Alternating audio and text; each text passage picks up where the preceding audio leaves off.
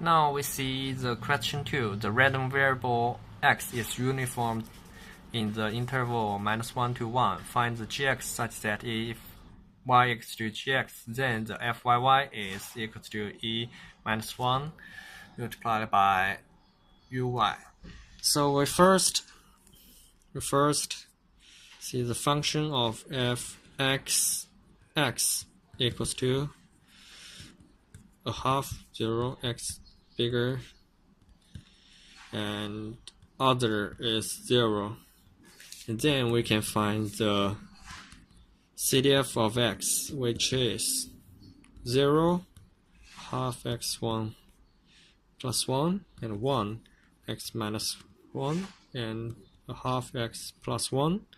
This is x is smaller than 1, bigger or equal to minus 1, and x bigger or equal to 1. And we have fyy equals to, from minus infinity to y, fyy dy equals to y minus infinity e minus y uy dy equals to, which is my e minus y. And we can use the theorem that the fy g of x equals to fx x, which means we have 1 minus e minus g of x equals to 0, a half x plus 1, and 1, which have the is smaller than 1 but bigger or equals to minus 1, x bigger or equals to 1. So we can calculate by g of x equals to, in this part equals to 0, which means 1 equals to e minus g of x, which means g of x equals to 0. So 0 when x is smaller than minus 1. And in this part we have e minus g of x equals to a half 1 minus x, which means the g of x equals to minus ln a half 1 minus x. X is smaller than minus 1 but bigger or equals to minus 1, is than 1.